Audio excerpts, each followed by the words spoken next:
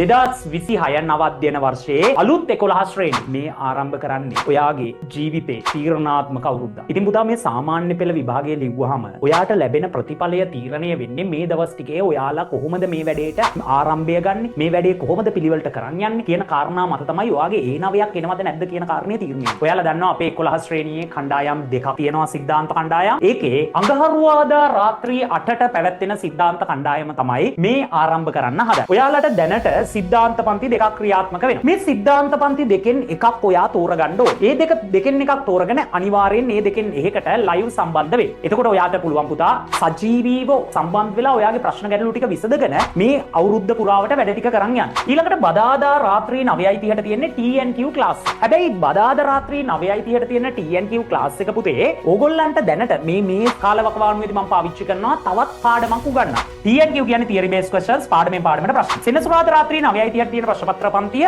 අපි අඛණ්ඩව ක්‍රියාත්මක කරගෙන යනවා පේපර්ස් විදියට. ඒ කියන්නේ ඔයාලට 10 ශ්‍රේණියේ ප්‍රශ්න පත්‍ර අපි සාකච්ඡා කරමින් පුතා ඉදිරියට මේ වැඩසටහන කරගෙන යනවා 11 ශ්‍රේණියේ ෆස්ට් ටර්ම් පේපර්ස් කරන්න පුළුවන් තැන එනකම්. ජනවාරි මාසය සඳහා ඔයාලට අපි එවනවා පුතේ නිබන්ධන 6ක්. පොත් 6ක් එවනවා. එතකොට මේ පොත් 6 ඕගොල්ලන්ට සාමාන්‍ය මාස 2කමාරක් 3ක් විතර වැඩ කරන්න පුළුවන් මට්ටමින් තමයි පොත් 6 හදලා තියෙන්නේ. එතකොට මේ පොත් 6 තමයි මේ තියෙන්නේ. පළවෙනි පොත ජීවී පටක ප්‍රභා සංශ්ලේෂණ. මේ තියෙන්නේ සිද්ධාන්ත පොත. එතකොට මේ සිද්ධාන්ත පොතේදී ඕගොල්ලන්ට දැන් අද දවසේ කතා කරන පාඩම සම්පූර්ණයෙන් පුතා මේක පිළිවෙලට මේකේ නෝට් එක දාලා තියෙනවා. ඊළඟට මේ තියෙන එකේ TNQ ටියුට් එක. TNQ ටියුට් එක කියලා කියන්නේ පුතා මේකේ ඒ පාඩමින් විභාගයට ඇවිල්ලා තියෙන ප්‍රශ්න. හරිද? එහෙම වෙන් කරලා තියෙනවා. මේ තියෙන TNQ නිබන්ධන. ඊළඟට මිශ්‍රණ. ඔයගොල්ලෝ කෙමිස්ට්‍රි පාඩම. මිශ්‍රණ ටියුට් එක. මේ තියෙන්නේ මිශ්‍රණ සිද්ධාන්ත ටියුට් එක. ඒකේ TNQ එක තමයි මේ තියෙන්නේ. විභාගයට ඇවිල්ලා තියෙන ප්‍රශ්න වෙන් කරපු පොත. එතකොට ඔන්න ඔය විදියට හැම එකකටම තරංග ඒවා යෙදී දැන් මේ වාරේ ඔයාලට එනවා පාඩම් ගොඩක ටියුට්. පාඩම් 15 අපි තුන් පාරෙන් විතර එවනවා ඔයාලට. මොකද නැත්තම් වැඩක් නැහැ. ඒතකොට මේ තියෙන්නේ ඒකේ ප්‍රශ්න ටියුට් එක. ඒතකොට ඔයාලට පැහැදිලි නේද? ටියුට් යන්නේ කොහොමද පන්තියේ? සිද්ධාන්ත පොත හම්බෙනවා. සිද්ධාන්ත පොතට අමතරව TNQ කියලා පොතක් හම්බෙනවා. TNQ කියන්නේ theory based questions. පාඩමක් ඉගෙනුවාම පළාත් ප්‍රශ්න, විභාග ප්‍රශ්න සියල්ලම කතා කරලා තහවුරු කරනවා. පුතාට තනියම ප්‍රශ්න කරන්න පුළුවන් කියන එක.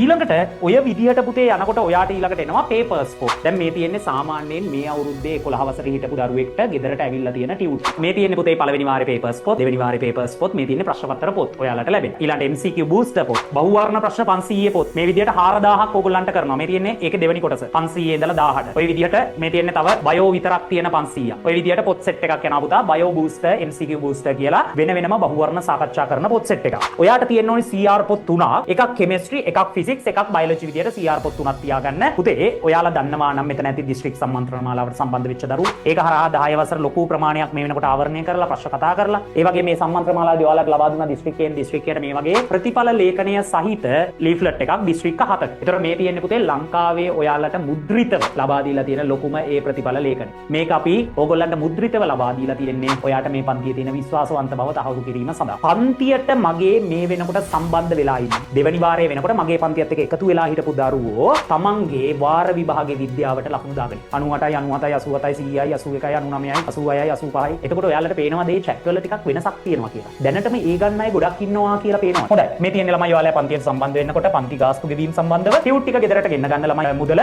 ඕනනම් PDF ගන්න පුළුවන්. ඔයාට print කරගන්න පුළුවන්. එතකොට මේ පැත්තේ දාලා තියෙන්නේ සමහර දරුවෝ අලුතෙන් එනවා 10යි 11යි දෙකටම එන්න බැරි. මේ තියෙන්නේ දෙකටම එන්න පුළුවන් ක්ලාස් එක. ඔයා එතකොට 10 ටයිම් ටේබල් එකයි 11 ටයිම් ටේබල් එකයි දෙකම කවර් කරගන්න ඕන. අර ටියුට්ස් ටික එනකොට 10 ටියුට්ස් උත් 6ක් තියෙනවා. හරිද? ඒකෙත් පාඩම් 6ක ටියුට්ස් එනවා. එතකොට ඔයාට ඔක්කොම අර 10 11 දෙකටම එන කෙනෙක්ට මෙන්න මෙච්චර ටියුට්ස්. මේ තමයි ඔයාගේ ටියුට් පැකේජ්. එතකොට මේකේ මුද්‍රිත නිබන්ධන ගාස්තුවයි කුරිය ගාස්තුවයි තමයි පුතේ මේ තියෙන්නේ. ටියුට්ස් ප්‍රමාණය වැඩි නේ. මේක A4 බන්ඩල් එකක් print කරන්න ඕනි සම්පූර්ණයෙන්. එතකොට ඒ විදිහට ඔයාට හැබැයි PDF ගන්නවා නම් ඔයාට පුළුවන් මේ ගාස්තු විතරක් ගෙවලා පන්ති දෙකටම එන්න. ඔන්න පන්තිය ගැන අවශ්‍ය ඕන තොරතුරුකට මේක ලියා ගන්න.